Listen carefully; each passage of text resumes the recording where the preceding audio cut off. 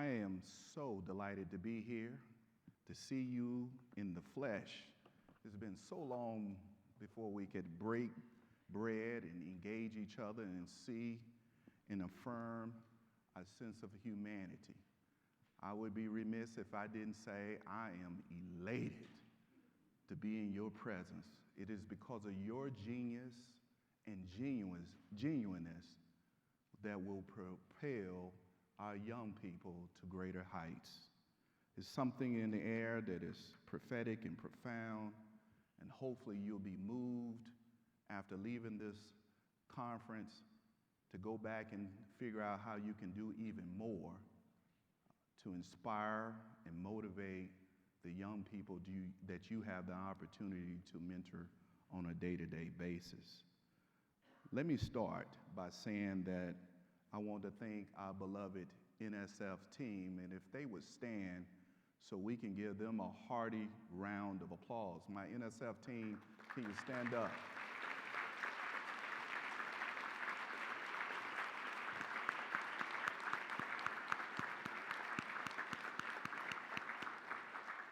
Thank you. I've already forewarned them to say we need to do a little bit more. And so they'll be even more inspired to do more when you come back and tell them that you were the right person that we funded that was going to help take our message to greater heights. As you all know, that great minds come from every zip code, jurisdiction, and region of the country. But in some of our communities across the United States, they're not functioning optimally. So many young people in rural and urban communities across America, they're not afforded an opportunity to have a world-class education where they can realize their dreams and aspirations. Something fundamentally wrong with that when you're one of the richest countries in the world. But I know that each and every one of you are very cognizant and motivated to create a disruptive transformation where young people can realize their dreams and aspirations. NSF, this is just a small gesture to help them, to be a catalyst for them to reach those dreams. But it's what really matters, where the magic takes place, are the small conversations and the mentorships that you provide on a continuous basis. But also I need to recognize AAAS for their diligence and their hard work and courage to have a face-to-face conference when many learned societies are really going entirely virtual. So please join me in giving AAAS a hearty round of applause.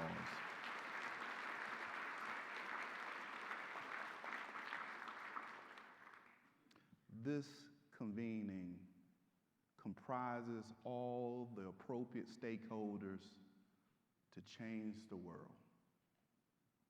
What we say at Ohio State, when I was formerly the vice provost, we used to say iron sharpens iron.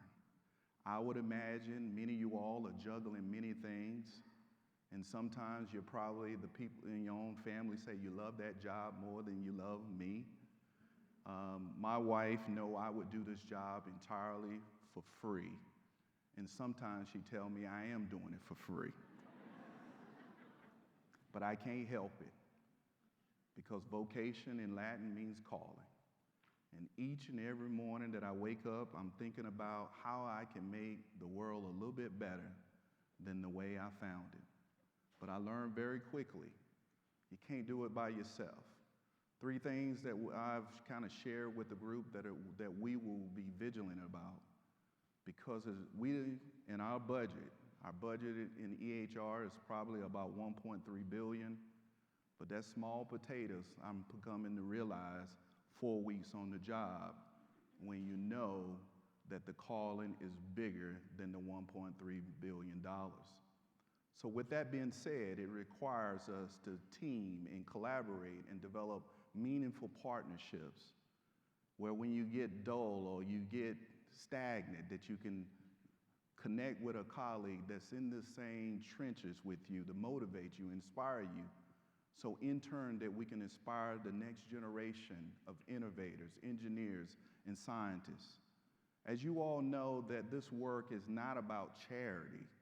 This work is about It's an economic and social imperative that we invest in communities that are the hardest to educate. But we know great minds come from every zip code, and because of that, but opportunities don't freely reign in the same communities. But we can do something about it, and I'm thankful that NSF has decided to make this a platform for us. Our quest, and we will do this with much motivation and tenacity, is to reach the missing millions across the United States.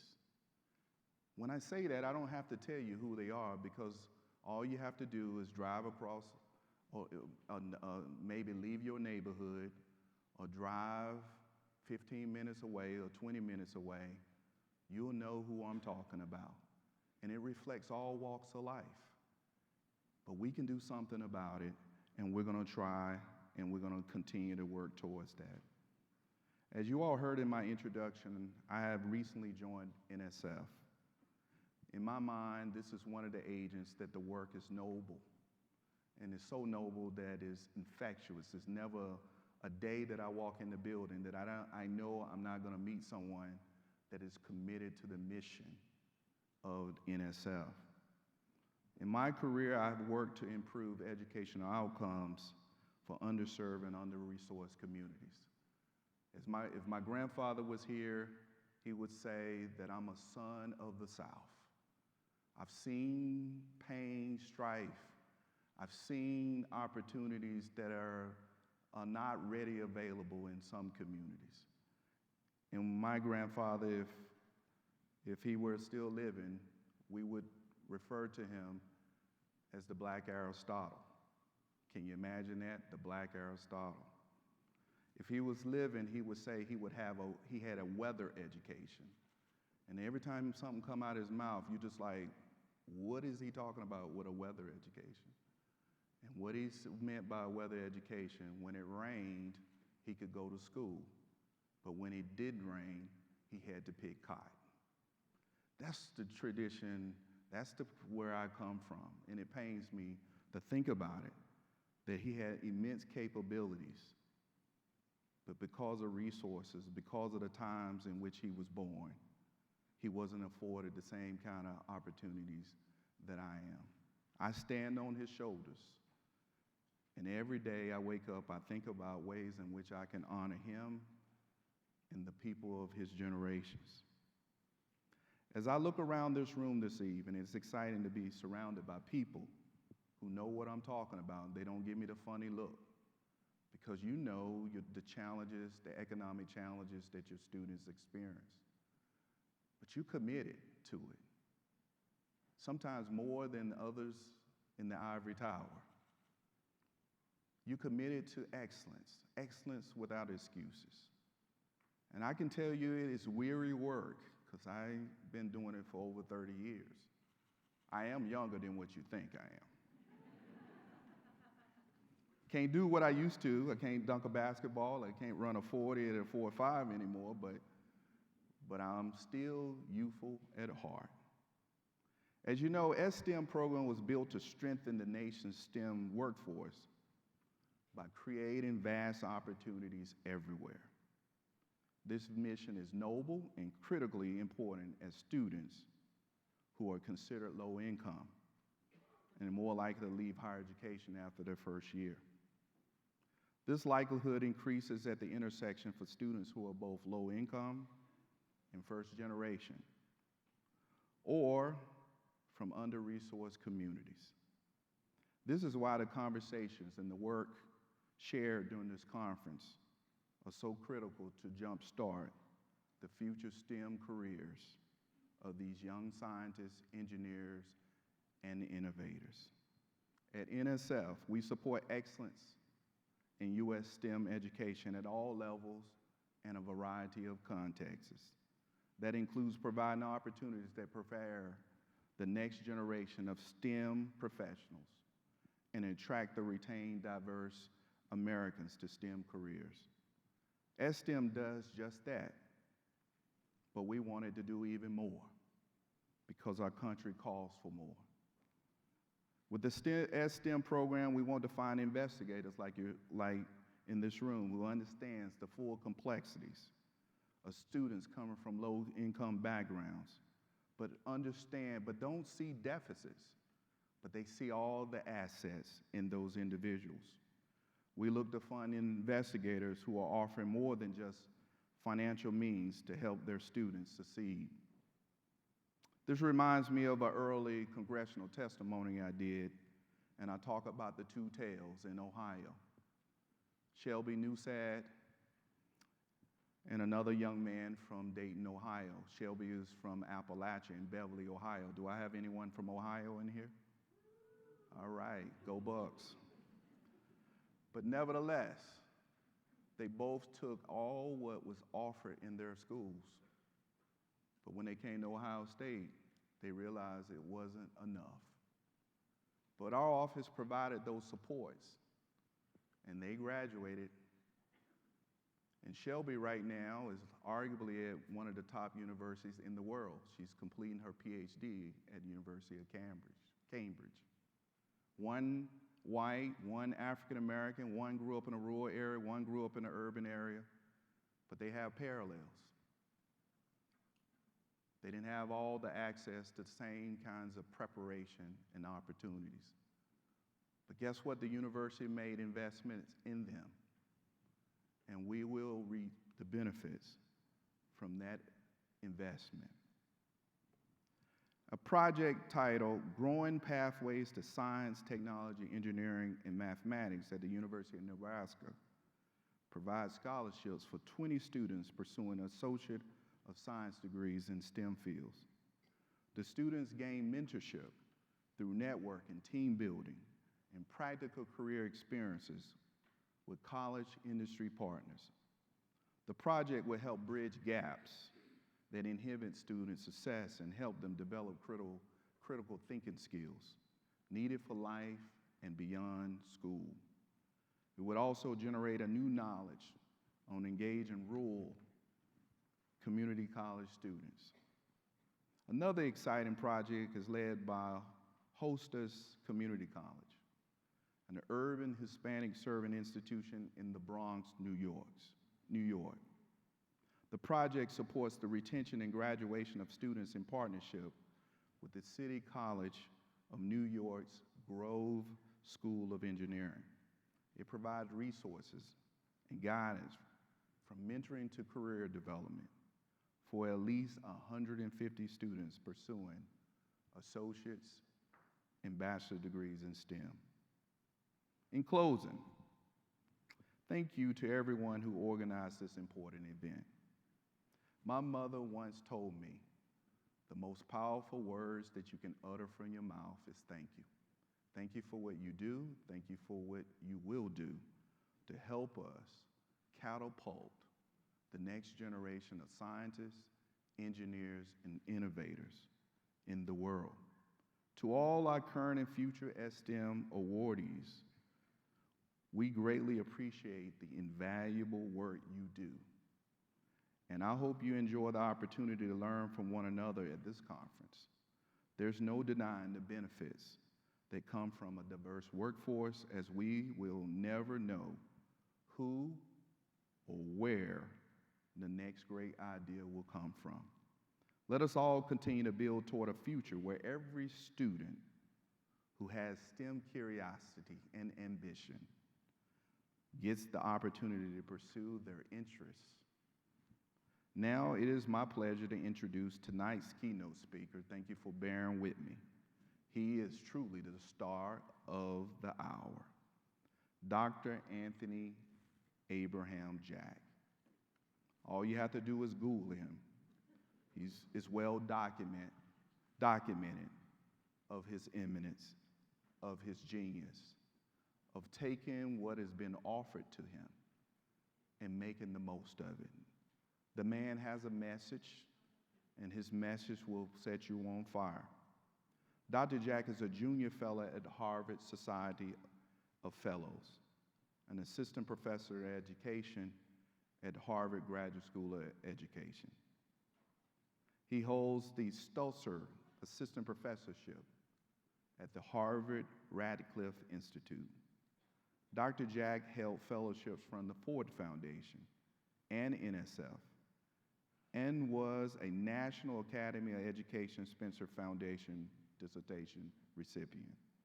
The National Center for Institutional Diversity at the University of Michigan named him an Emerging Diversity Scholar. I don't think I have to really keep going because I think what sums it up, the brother is a bad man. Please join me in welcoming Dr. Anthony Abraham Jack to the podium.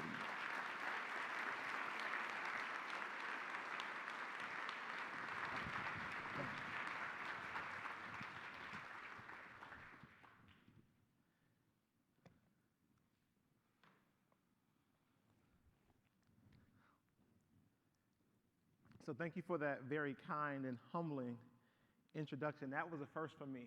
And I truly appreciate it because it felt more like a homecoming introduction than one that you are in a foreign place. So I truly appreciate that.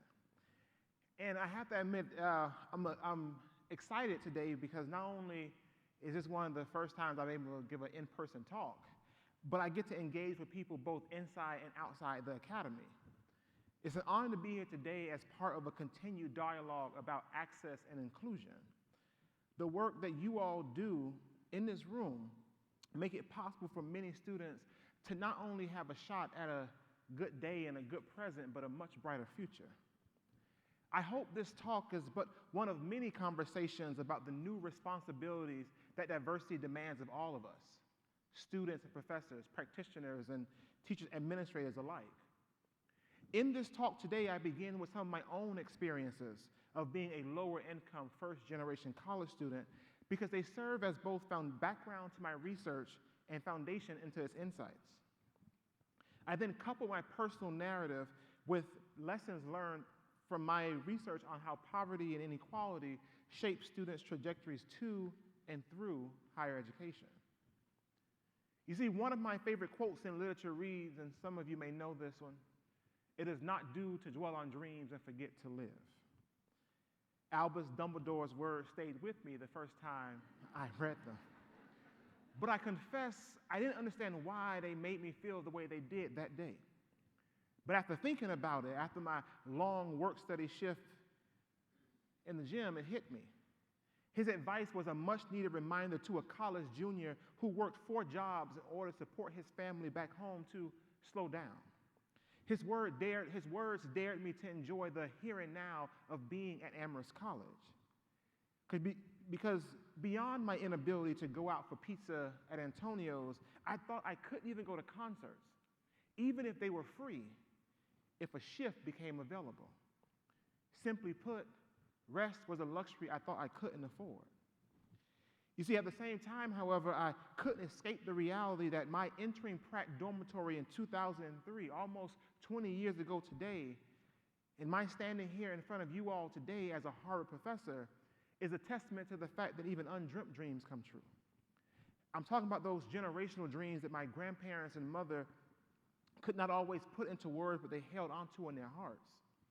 When the world was coming down around them, when they were excluded from attending the closest schools because those schools were white only, they, like W.E.B. Du Bois, quote, grasped to a hope, not hopeless, but unhopeful.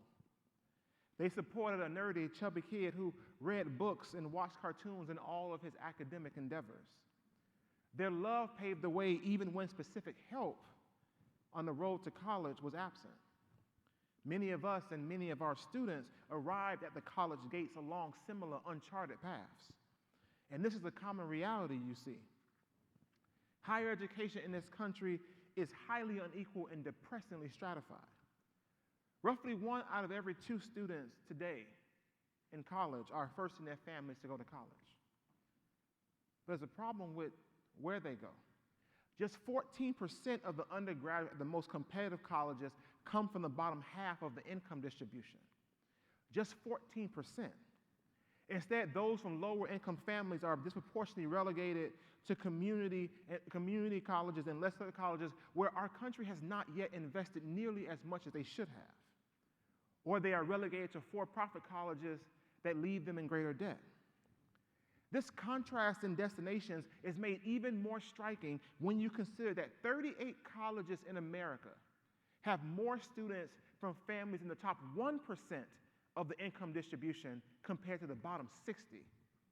Put another way, 38 colleges in this country have more students from families that make in excess of $680,000 a year compared to those that make less than 60. At Washington University in St. Louis, the ratio is almost 4-to-1. This disparity, however, is especially troubling given that these selective colleges, my alma maters, Amherst and Harvard, but Michigan and Berkeley as well, serve as mobility springboards for those from disadvantaged families compared to other schools. Yet we were once kept out of these bastions of privilege by a devilish duo. We were excluded by lack of information on the one hand and tuition costs that rivaled or even eclipsed our families' annual incomes on the other. The price of the ticket was simply too high. Changing this reality, colleges finally realized that they were missing out on America's greatest untapped resource, those with Herculean drive and amazing intellect. And some colleges took action. Beginning with Princeton in 1998, colleges began enacting no-loan financial aid policies to combat the class inequalities that have a stranglehold on our delicate democracy and even more fragile system of higher education. Amherst announced a similar policy the following year. And if you've been paying attention to the news about financial aid recently, Princeton increased theirs to now $100,000 for family income to go with no loans, Stanford at $125,000. Through these initiatives, colleges reached out to say that money will no longer be a barrier to entry. It will no longer curtail your success. And this made me happy, for I benefited from these new policies. But uncritically praising these institutions as democratic for increasing access reflects a limited civic imagination. An admission letter and generous financial aid do not a diverse college make. Access ain't inclusion. You see, sometimes I worry if colleges have extended coveted invitations to eager, excited, able youth before adequately preparing for their arrival. Some universities have forgotten an old truth, that citizenship is so much more than just being in a place. It's about accessing all the rights and privileges pertaining thereto. You see, this is what I study, but it's also what I lived. What are other poor black folks? You see, this is the first question I remember asking myself at Amherst College after convocation, because I had just been invited to partake in what I now call those convocation conversations. And y'all know those chats I'm talking about when people conveniently work in the stories behind the stamps on their passports and narrate their resumes for any and all to hear. You see, my new peers, black and white alike, swap stories of multi-week trips abroad and parties hosted at second homes. They regaled us with personal accounts of seats at courtside of professional basketball games. And they talked about PJs. And I don't know about y'all, but where I'm from, PJs do not mean private jets. You see, these were markers of class to me. My first time on a plane was actually flying to Amherst from Miami for my recruiting trip. For us, a family vacation was driving up I-95 to a cousin's house in Georgia. You see, what I thought I found that day was the legacy of Bowen and Bach's groundbreaking study, The Shape of the River. You see, in this work, Bowen and Bach show that an overwhelming majority of black students at elite colleges come from privileged backgrounds.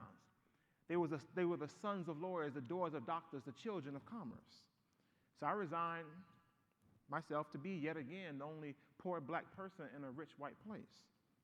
But imagine my surprise, however, when my classmates, and one of them in particular, studied abroad in Spain, revealed to me that she did that in high school. But she also shared how she also came from a single-parent household that struggled to make ends meet. We got close, and we shared stories of doing homework by candlelight.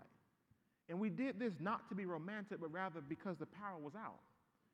We knew a common struggle all too well, that sometimes, and more times than we could count, there was more month at the end of the money. The vacation homes they ventured to, it turned out, were not their own, but rather those of their wealthy high school peers. Alas, I was not alone. I was not the only one granted to access to privileged places and experiences beyond what my family could afford, let alone what they knew about, long before I walked on a college campus. But you see, here's the thing. Like my freshman imagination, social science research did not make space for the totality of these experiences as part of the first-generation college student narrative.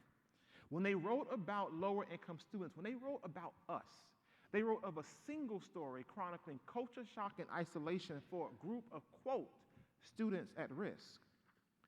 Yet all the while, as my research was the first to uncover, elite colleges especially were hedging their bets. They were getting their new diversity from old sources, the Andovers, the Exeters, the St. Pauls, the Choates of the world. My research focuses on life, undergraduate life, at a pseudonymous university that I call Renowned. This university adopted no loan financial aid policies. And I sat down and I interviewed 103 Black, white, and Latinx undergraduates and observed campus life for 2 years to investigate what does it mean to be a college student today. And I pay particular attention to how lower-income students at Renown have shared beginnings but lived ever more divergent lives en route to college. I explore the experiences of those who live in poor, often segregated communities, but enter college from elite boarding day and preparatory high school, like Choate, Horace Mann, Menlo, high schools that cost upwards of $60,000 to $65,000 a year. I call these students, the alum of these schools, the privileged poor. And I compare their experiences to equally economically distressed peers who enter college from local, typically distressed public schools, those whom I call the doubly disadvantaged. Now, admittedly, these terms are loaded. And to be honest with y'all, my choice in terms is purposeful. In addition to the oxymoronic quality of privileged poor that sticks with you, to engage with or even to find fault with the term still forces you to ask a question. How can one be privileged and poor? On what axis of inequality are we speaking? Even using the qualifier doubly inspires an intersectional way of thinking about inequality when there previously wasn't one. But I told y'all that this is as much my work as it is my life. And personally, I wanted to move the conversation away from individual differences to focus on how structural inequalities like segregation, poverty, and the hollowing out of America's center cities and the nation's breadbasket affect what sociologists call the experiential core of college life, those overlooked moments between college entry and exit, those moments between convocation and commencement. I have long grown tired of analysis simply comparing those from families who went to school with those who did not. My investigation into this overt diversity pushes back against the dangerous downplaying on how savage inequities in our neighborhoods and in our schools affect how students navigate college, if they make it there at all. For we cannot escape the fact that while some neighborhoods keep us from hurt, harm, and dangers, others place us in the thick of it. We must remember that America's streets still bear strange fruit. You see, conventional wisdom dictates you have to know where you've been to know where you're going. To understand the undergraduate experience, the same sentiment is true. We must examine where students come from and what they have been through to understand why they chart the path they do once they enter the college gates. Which students immerse themselves into the college community? Who wants to leave after the first week? Who gets those strong, rich, detailed letters of recommendation? Who says, I couldn't breathe here? Who calls their college a toxic environment? Who likens it to deja vu? To overlook the rich diversity of experiences within the first generation's college student community is then to base policy on only a partial picture. As it stands, our understanding of how poverty and inequality shape college life remains incomplete, and anything that we do to target, to help, to ameliorate them will simply miss the mark. You see, the privileged, poor, and doubly disadvantaged, by virtue of their disparate high school experiences, have different access to what sociologists call dominant cultural capital. And I know cultural capital is a term that many of you have heard before, but for today, let's think of cultural capital as simply those taken for granted ways of being that are valued in a particular context. Again, taken for granted ways of being that are valued in a particular context.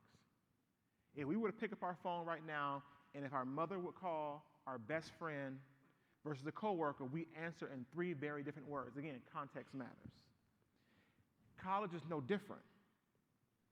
Colleges expect students to be comfortable and proactive in forging relationships with faculty from the moment they set foot on campus. This is the road to those letters of recommendation, internships, invitations to special dinners, and introductions to coveted events. This is the road to emotional support when times get rough. Hell, this is how you get the benefit of the doubt even when you're in the wrong.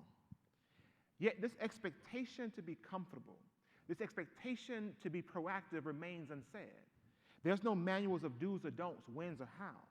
And unspoken, if undergraduates want something, they will ask for it, operates as the golden standard. The college corollary to the squeaky wheel gets the grease.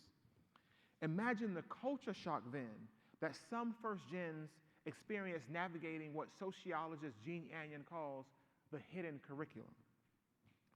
Alice, a quick-witted Latina with a penchant for short answers, attended a segregated public school. She revealed to me that her 4 years before college was filled with peers fighting, skipping school, and setting trash cans on fire. Her teachers exhausted themselves maintaining order. There was very little left in the tank for teaching lessons, let alone making connections.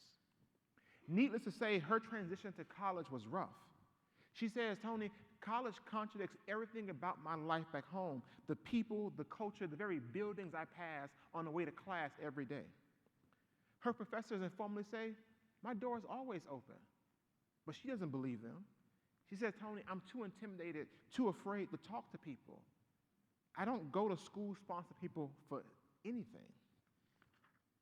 You see, for Alice, hunkering down and doing things on her own was the way to get ahead. And her behavior makes sense. It helped her through middle school where disorder was the norm. It helped her through high school where contact with and help from teachers was not always a given. Hunkering down helped her get to college. How should she feel in office hours, a term she had never heard before, when her high school teachers often left before the school bell even rang? Her classmate, however, had a different experience. Agun, a reflective and discerning Latina, hails from a troubled neighborhood but attended an affluent boarding school with a $212 million endowment. Her largest class was 12 students. Moreover, contact with teachers who, more likely than not, had a Ph.D. and a Ph.D. from the school that was an Ivy, both inside and outside the classroom, was a daily occurrence. Studying abroad at her high school was not only an option, it was encouraged. Office hours were built into the very culture and the structure of the student day. It should come as no surprise to us that she feels, quote, and she tells me this with not bravado, but with a taken for granted air. She says, I feel empowered to go talk to the professor and say, hey, I want to meet with you. She goes on to say, my school instilled in me that I'm allowed to do that. It's actually my right.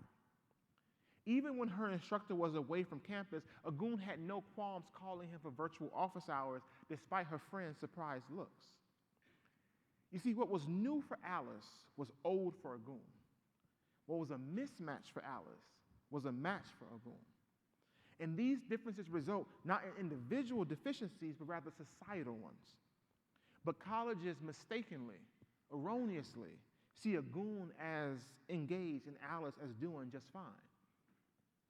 And pouring salt in the wounds, colleges reward students according to this logic. One residential advisor shared with me that when it comes to nominating students for different awards and honors, she says, quote, the nomination process is relationship dependent, unfortunately. It enables students who develop a relationship with us a leg up in the process. And with the look of someone admitting an uncomfortable truth, she says, oftentimes the best candidates are not even put forward. It's hard to tease out what is meritocracy and what is nepotism, favoritism, cronyism, whatever you want to call it. You see, undergraduates from America's forgotten neighborhoods and ignored schools are truly disadvantaged if we continue to privilege privilege. Engaging college officials is smart, it's rewarded, it's expected. These lessons, however, do not fall evenly across the populace. As the old maxim goes, talent may be evenly distributed across the country, but opportunity is not. Colleges cannot assume that all students have been permitted to practice these skills, let alone master them, before they get to campus.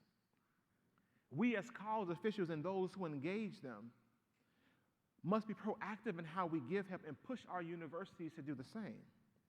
We must not label those who do not immediately seek out support as being less deserving of it. We all need to return to basics.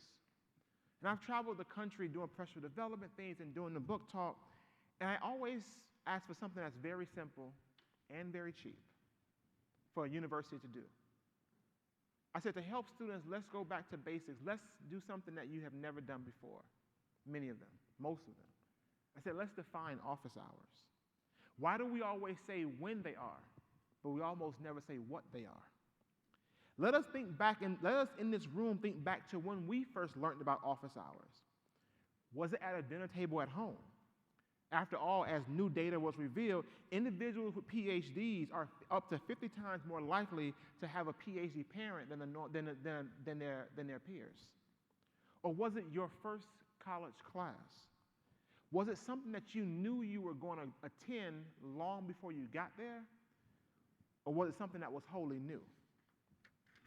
Similarly, when you think of the word fellowship, do you envision going across the pond to study at Oxford or Cambridge? Or does visions of reaching across the pews to your neighbor's hand and shaking their hand saying, peace be unto you, come to mind? As office hour, and we have to think about this because it's not just a matter of semantics and language. This is about cultural practice that has economic implications. Because as office hours in college become open-door policies at work, this process continues. We wonder why we can hire diverse candidates, but we can't seem to promote them. Recommendation letters in college are dependent upon relationships with faculty in the same way that promotion at work is dependent upon relationships with superiors. And this all goes doubles for those who STEM, where access to labs, which is gained not by just submitting an application, but by a more personal one-on-one relationship more often than not, is the biggest hurdle. There are lessons that colleges must learn or at least remember. Those for whom the college environment is new should not be the only ones forced to grow and adapt. But I am not so naive. Knowing how to navigate social relationships with faculty is not the only hurdle that lower income and first-generation college students face. There are things that no amount of cultural capital can combat. You see, walking around campus in March, one typically hears stories of trips home to rest, Europe for backpacking, and Mexico for partying. But spring break means something different for lower income and first-generation college students. As Valeria, a lower-income Latina from California, laments, there's always famine during spring break. You see, Alice and Nagoon both know hunger sting all too well, and not just when food stamps ran out at home. They encountered food insecurity, not knowing where their next meal is coming from, because their college closed all the eateries during spring break. You see, their college assumed that all students departed campus for fun in the sun. And sadly, this is a common practice. Because of all the colleges in this country, they have adopted no loan financial aid policies. So those that are sensibly the most forward-thinking when it comes to access and aid, just 18% kept their dining halls open during recesses. That's less than 1 in 5. And this is not a new problem despite new interest in it. This is the problem that generations of students have endured. I faced this reality myself at Amherst College when they opened the gates but forgot to keep the doors open. You see, nestled next to my extra long twin sheets that we purchased on sale at Marshall's was an unexpected stowaway. The reality that access to food would not always be a given. I remember walking past Valentine Dining Hall and the lights would be out. Only the emergency exit signs blazed red in the darkness. The chairs were stacked on top of the table as if Tito had just finished vacuuming but had just moved out of sight. Through the dim lighting, however, I could still see the plates and trays, the forks and knives that I had access to every day. But this time, those gates were closed and it barred me from entry. At the school that I studied, 1 out of every 7 students can chart hungry days on their calendar without fail. Because during the recesses, things were closed and it was on the calendar. They knew when it was coming. I want you to think about that for a second. At one of the world's wealthiest institutions, with a multi-billion-dollar endowment, 1 out of every 7 students can chart hungry days without fail. What does that mean when access is one of your pillars of every campaign, every ask, everything you do? To make matters worse, some colleges who adopted similar policies actually charge students a daily rate to stay in their room or the room of somebody who's on vacation. One university charged students $35 a day to stay in somebody else's room. One university went further than that. They just said, we're not going to let you in, so they changed the locks on the outside of the buildings. This is a national problem, and it looks different on college campuses. Reports estimate that 2 out of every 5 students across the country are food insecure. I study episodic food insecurity, when it happens over breaks. There's chronic when it happens every day. I do this in my research because they require different responses. Chronic needs a national response. Access to SNAP, access to food stamps, access to greater access to increases in Pell and the like. Episodic, I put the responsibility at the university's feet. But beyond the rates, I want you to think about what it means, the experience. One student asked me a tough question. She said, Tony, how can you support yourself when you can't feed yourself? Capturing this reality with comedic seriousness, Ariana says that spring break is the real Hunger Games. But just how close it comes to living in the districts is downright depressing.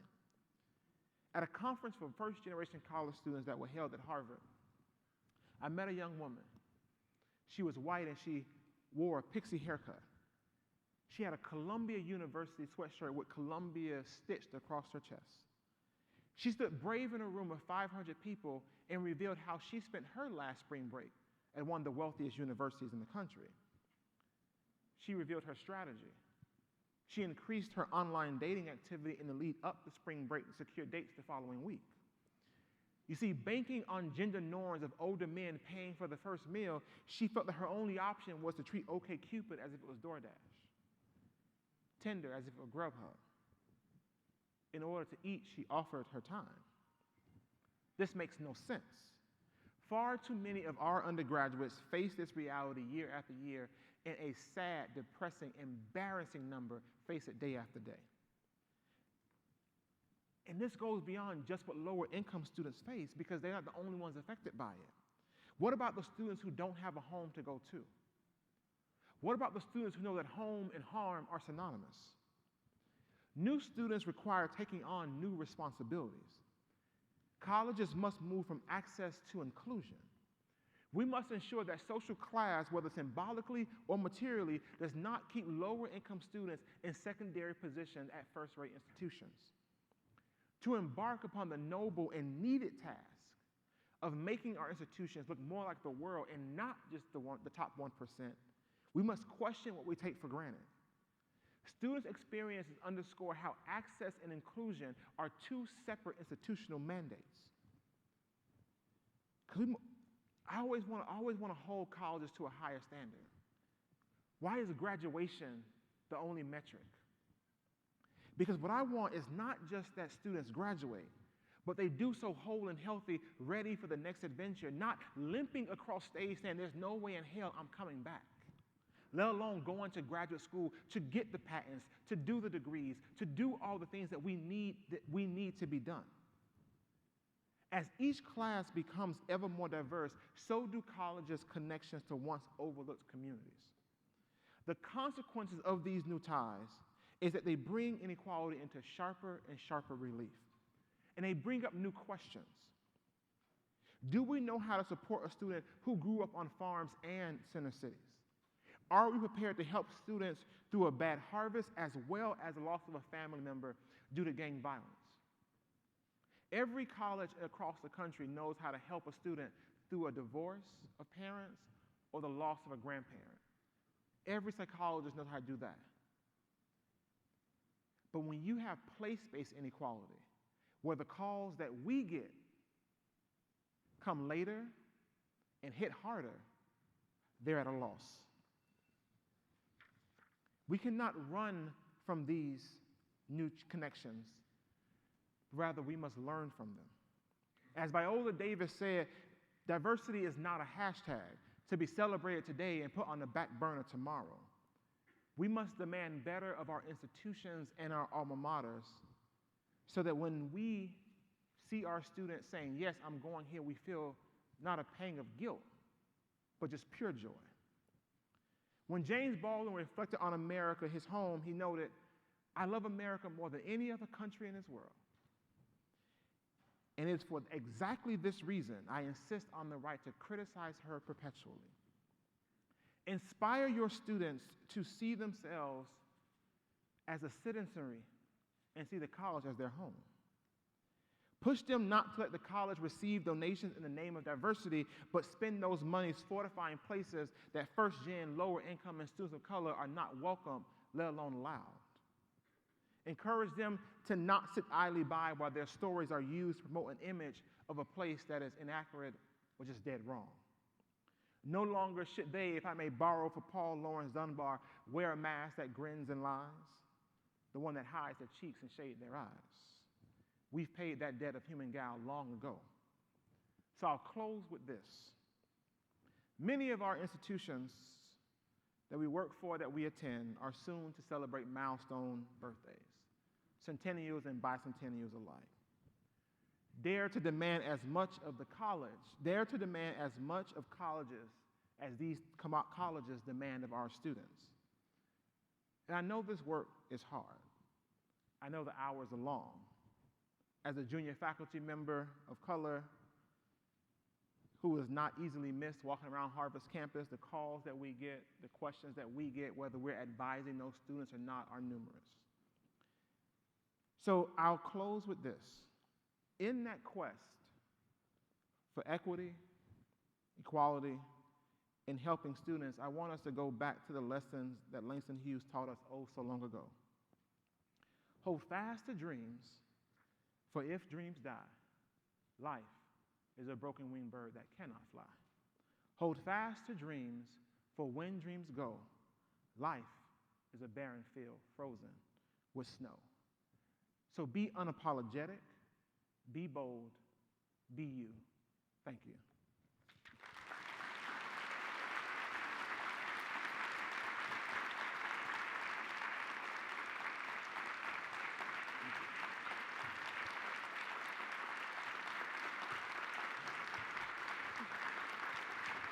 Thank you.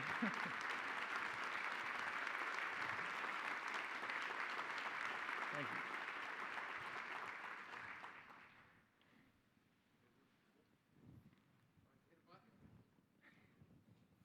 Hello, hello. Oh, it's on.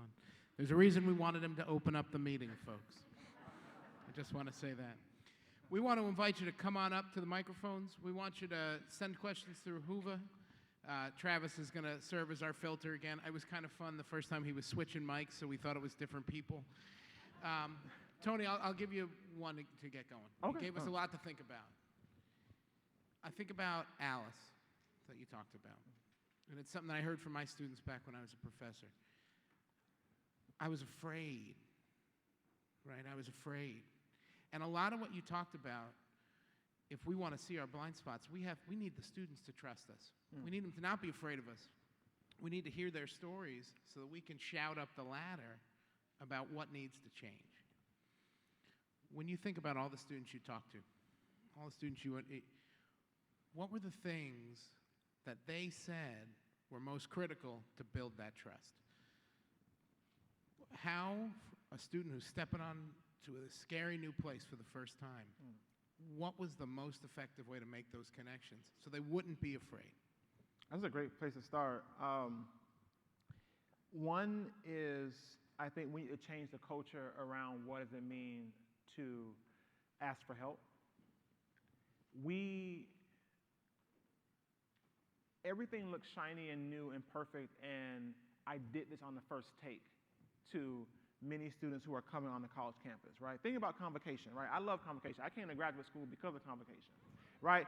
You get the pretty robe, you get that poofy hat, you get the 3 stripes on your arm. I'm like, I want one of those, right? So you think that we don't make mistakes, right? You think that you've never even had an R&R in your life. You just can publish. You know, you write something up, you send it in, it's published immediately. You get these major grants because, I hear a lot of laughing at that one, right? So you get all of these grants, you get all of these things, and you only hear about the successes, which only serves to amplify this thing that you have to be perfect, right? And so we really need to change the culture and think about, I'll give you an example. I'll tell my students all the time, my first paper, the one that actually set the foundation for looking at the difference between the privileged poor and the double disadvantaged, was rejected 5 times. American Sociological Review, Ethnic and Racial Study. I remember the journal. I told myself I was going to frame it. 5 journals said no. One was even a desk reject. Sociological Forum gave me a chance, gave my first R&R. That paper came to be 2 awards, 2 New York Times op-eds, and the foundation for the book, The Privileged Poor, came out of that. I talked them through the process because so many of us heard this growing up. I'm going to set the scene. You are getting in the car, it's your mom or your dad, your tia, somebody. Get good grades, try your best, don't embarrass me. Right? We all heard it. My mom was a security guard who worked for 31 years at a public school she helped desegregate. My brother has been working as a janitor at my old elementary school and a hospital for the last almost 30 years. They told us a piece of advice. Keep your head down and just do good work. Let your grades speak for you. The problem is, in college, that's an easy way to get overlooked because it's so much more about you advocating for yourself. It's about you speaking up. It's not just about what you know and who knows you. It's about it's not about what you know or even who you know. It's who knows you and how well they do, right? So much like, oh my God, yeah, I need somebody who's interested in this particular type of chemical reaction, or this particular type of cancer, or this particular country of the world and how they are trying to build a telescope. We need to change we need to help students get add to their understanding of what does it mean to ask for help and model what it means to actually try and do.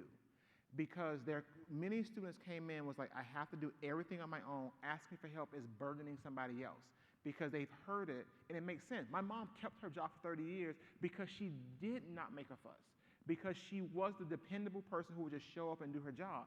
College is different. The rules are different. So we must use orientation as not just a chance to show off campus, but to actually engage families to let them know that the rules are different. Because think about it. One thing about Alice is she would call home and she would get advice from one to do A, but her professors wanted her to do B. And so she felt this internal turmoil. Do I listen to my mom? Do I listen to my family who's known me from day one, but they don't know where I'm going? Or do I listen to this person who I don't know from Adam, but they have the title, the jobs, the salary, the homes, the family that I do want? So we have to be much more agentic in how we give support. We have to tell students that help singing is not a sign of weakness, it is a sign of strength. It means you are approaching the boundaries of your own understanding, and you are smart enough to recognize that the next step is better travel or more effectively travel with others' support. We must stop assuming that they understand our lingo and that some of the things that we take for granted about how you gain access. I use office hours and fellowship as an example because it really does shock a lot of faculty members who've never had to think about it. It's like asking a fish to describe water, right? It was impossible for one person who actually broke down, not realize that they couldn't do something so simple, yet they have it on their calendar every week. So it's both this internal dialogue and also some of the practices that we have. I actually think that community colleges and some of our larger state institutions do a better job at demystifying the hidden curriculum than private ones, but it's usually held only within like a freshman one-on-one class that only certain students take. It actually needs to be broader and put into the culture in a different sort of way. So I see there's some folks at the microphone, so I think they're on, so go ahead. Hi. Thank you for sharing your experiences and your research. I'm from Barry University near Miami. 40% of our students are first generation. Almost 60% are Pell eligible, and 35% have zero expected family contribution on their FAFSA. We have one of the most diverse student bodies that you could find, and we have a very dedicated faculty. I wonder what research says is the difference in the experiences of a first generation student at a place like Barry University versus the more elite universities. What are the differences in their experiences, and what are the differences in the kinds of supports that they need? Yeah, that's a great question. And I'll answer it, because there's an academic, there's a social, and then there's a structural, right? The schools that I study are 98, 99% residential. And I have to do that for, scientific reasons, right? Controlling for as many variables that can influence the student experiences. So my campuses are more residential. But the processes that I study are not just located at one particular institution or type, because there is research on community colleges that actually show that the process I outline about being uncomfortable engaging faculty actually occurs at every type of school. In the research, there's a book called The College Fear Factor. And in that, it's an examination of community colleges, and it actually shows that the expectations of faculty and the understanding of students is still a mismatch, because so much of higher education is dictated by this middle to upper middle class oriented culture that still feeds through or shapes the orientation of many of our universities. Often because many of us are trained at, because like people think elite is only like Harvard, Yale, Princeton, and Penn, and I want to always demystify that, right? Because when you think about Michigan, Virginia, Berkeley, Austin, UT Austin, when you think about a larger of our flagship institutions, and especially where their faculty got their degrees from, right? I think there was a recent article that showed that there are 5 universities that represent, I think, 20% of the PhDs in the country. I can't remember the exact numbers, but it was something super lopsided. And so when you are trained in a certain way, right, that if a student wants them, they'll ask for it, or like you're already bombarded enough at the end of every lecture that you're not going to necessarily be incentivized by the academy to say, okay, who is not coming up until it's too late, right? So those cultural norms extend beyond the ivory tower, the flagships. It permeates every, whether it's a regional comprehensive university, HBCU, HSI, it doesn't matter. Like, these kind of cultural norms permeate because of how, one, we are trained in the composition of that, but then also just the norms of higher education in general. And so that's on the academic side, right? That kind of connects with faculty. Social is different, right? If you're on a commuter campus, sometimes you don't even feel any kind of connection to the school. But when you are so immersed in it, where like your dorm or your house on campus is where you spend 3 or 4 of your years, you experience it. In the book, I pay attention more to fashion than I ever thought I would, and I write about Canada Goose. And I don't know if many of you know what Canada Goose are those big puffy jackets that cost upwards of $1,500, $1,700 for a parka. And then I also noticed, like, when students at Harvard started to wear Canada Goose, there was a level up. People started wearing Montclair, which the cheapest one I saw was $2,300 on campus for one, and then you have students who have 3 or 4, right? So there's the social side of things when you hear it, and a lot of students feel that they don't know how to necessarily relate to their classmates, or especially also their faculty, when they see their faculty wearing the same things, talking about the same vacation spots, without making space for someone else. Think about all those times you hear examples of faculty who say, oh, so what did you do over spring break? It makes everybody in the class go around. Or what did you do over summer vacation? Like, where did you go? Home. That was always my answer, right? And so like you think about all the ways in which these very, very subtle ways that social class begins to shape campus. On the structural side of things, university policies really do create a very specific culture, right? When I talk about school closures, it made students feel that they were apart but apart from the university, that they were kind of being hoodwinked, where they said, we want you, but we're not going to do anything to change anything about ourselves when we invite you in. I was joking with a friend, it's like inviting a vegan to a Southern barbecue, right? When you have not a shred of lettuce, not even for your burger, right? It's like that kind of understanding where you're not making it's not even making a concession, right? Because you extended the invitation. You have 5, Native and indigenous students on your entire campus, and yet 2 of them are going to make it in your view books, and 1 is going to make it on the front page, right? You know what I'm talking about, where they particularly find every student of color, every first-year student, and you love to portray them and not have any kind of corresponding change to policies. And so every school is going to have a different set of things, and it will be classed and tiered.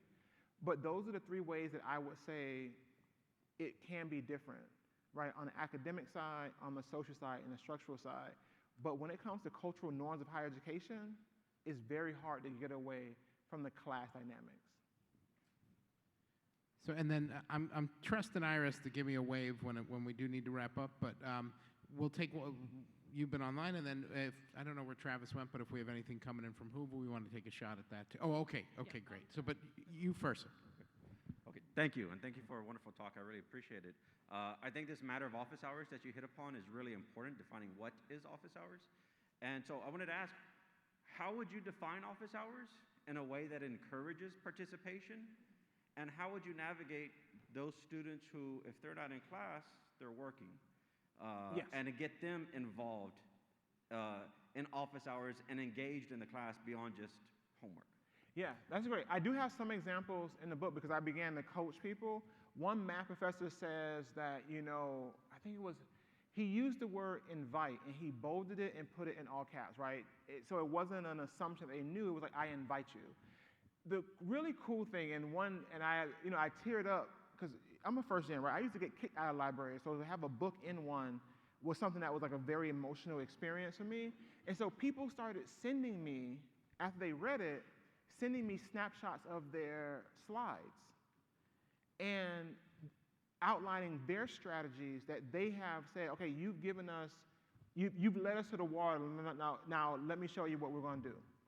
So people started being creative. I teach a class called CREAM. Does anybody know what CREAM stands for? Okay.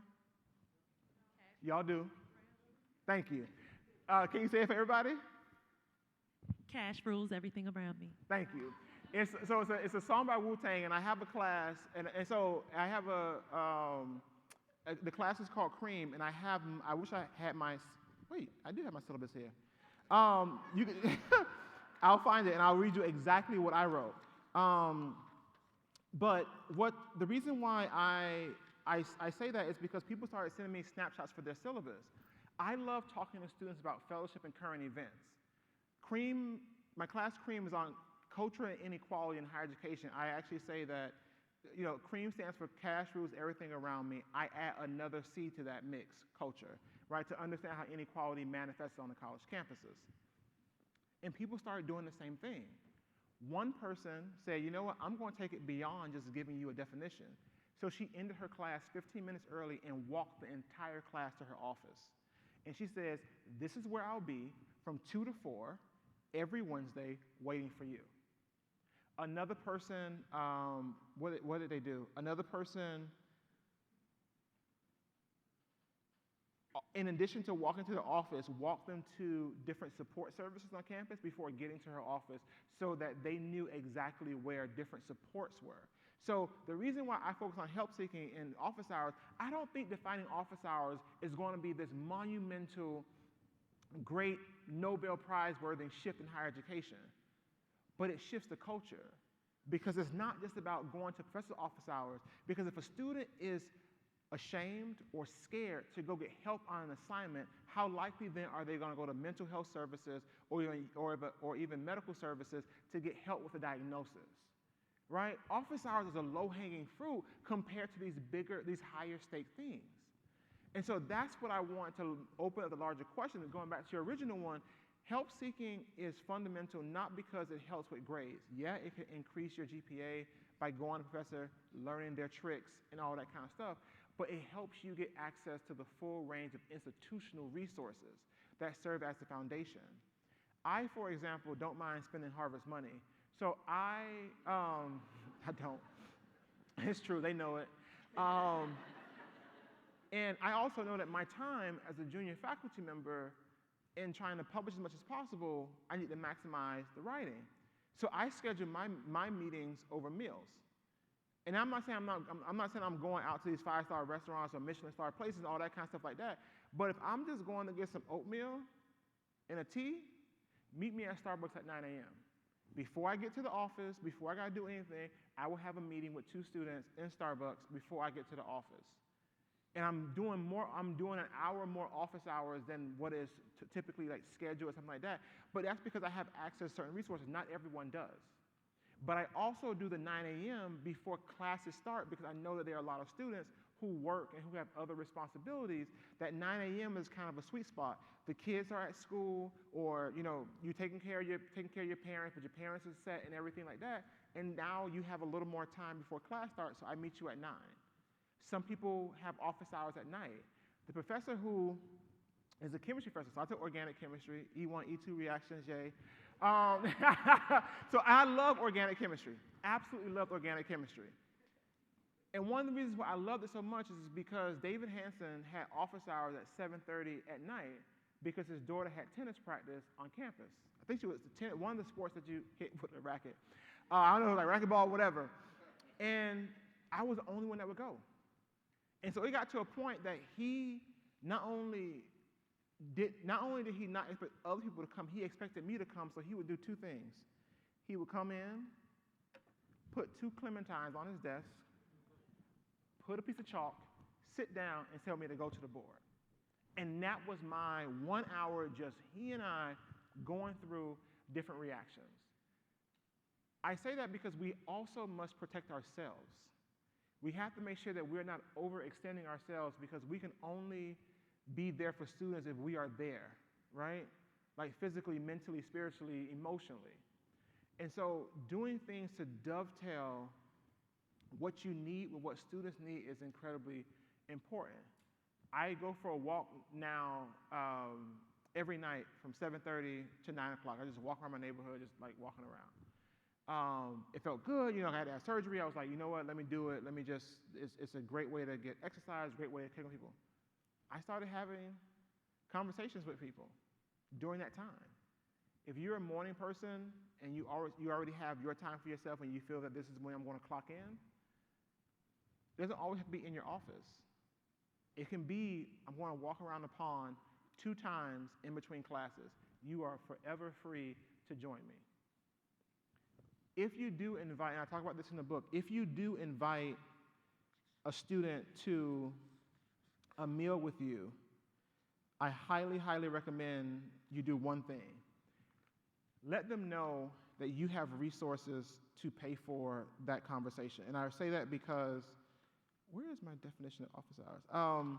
I say that because there are students, if you say, I'm going to meet you for coffee, they think they have to pay, and they realize that one meeting with you could be 3 hours worth of work for them. And sometimes you still have to fight students and say, no, trust me, I'm not spending my money because they want to protect you as well.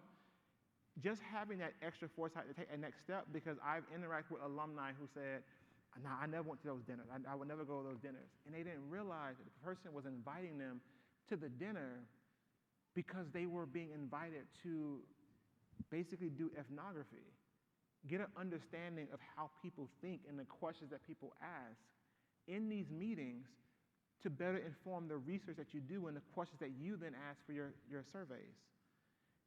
And there was a connection that was missed because the person was like, I don't have the money to go to this place and this place. And so just being able to have that. While we get the next question, I just want to do, like I said, I don't mind reading mine. It's still a work in progress. Where is it? You can tell I haven't taught in a while. Now, I'm revamping my syllabus because this one was online, and I know I have it on my slide, but if I find it before the next question, I'll let y'all know. But thank you for your question. All right, so we have time for one more. Let's take one from Huva. Okay. So first of all, the engagement on Hoopah has been great. You've gotten such great feedback and reactions throughout the talk. There's so many good ones to choose from.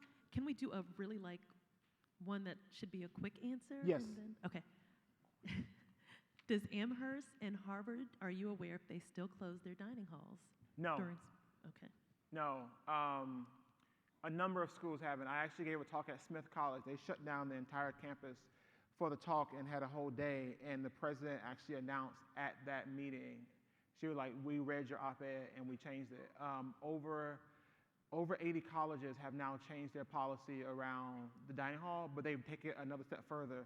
It's not just spring break now, it's also Thanksgiving break, winter break, and spring break. Summer is still, some universities have adopted a 360 campus, but no, over 80 colleges have changed their policies. So,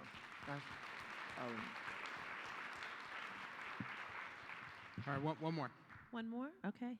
I'm going by upvotes, so that's where I'm going to read from. You mentioned arranging dates to meet basic needs.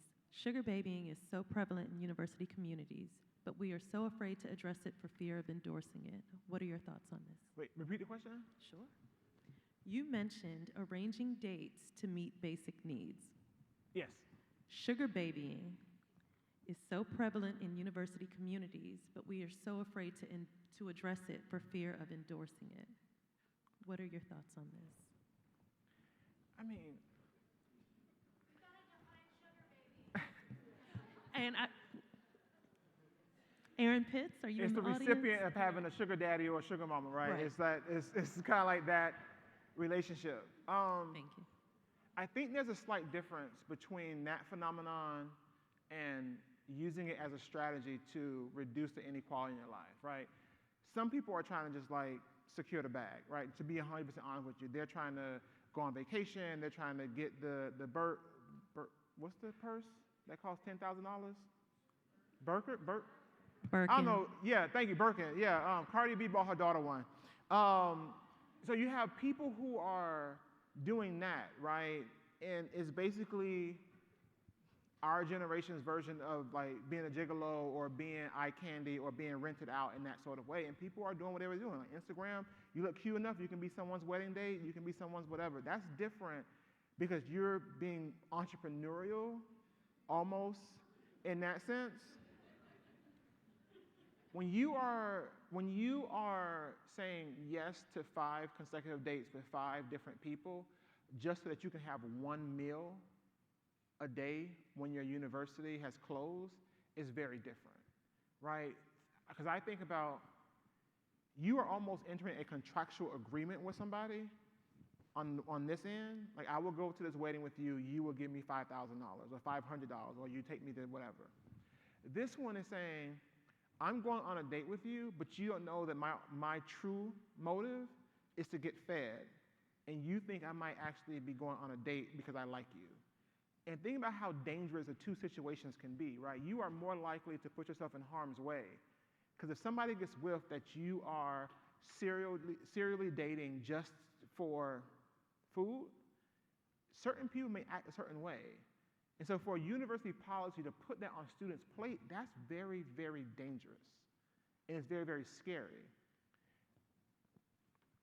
We have to think about a number of our policies that put students in different positions like that, right? I focus just on food insecurity. There are other things that I call that lead to structural exclusion, right? What I call in the book structural exclusion. Instances where university policies put lower income students on the margins. And I'm pretty sure, given the diversity of institutions here, we could come up with a laundry list of them. I mean, just also think about when we were in elementary school, you know, when you had to type in your number, when you had lunch, I was always on free or reduced lunch. We were always trying to figure out how much we can lie to keep me at free lunch or reduced, right? Some schools literally have a bell that goes off when you don't have enough money in your account. Why? Why embarrass someone like that? Why have such a very public thing? So there's a number of instances like this in education that put students to the margin because literally the policy that we implement. So I know you said that we're at time. I just want to say thank you for the engagement and the work that you do, because I know just how hard it is to work within STEM, period, especially as a person of color, as a woman, as a first-generation college student, and then to work with those individuals who fit that criteria and get them not only in the intro Chem 101, but to thermodynamics, to multivariable calculus, to all these other higher level classes. It's not an easy task, and I just thank you for the work that you do. Thanks.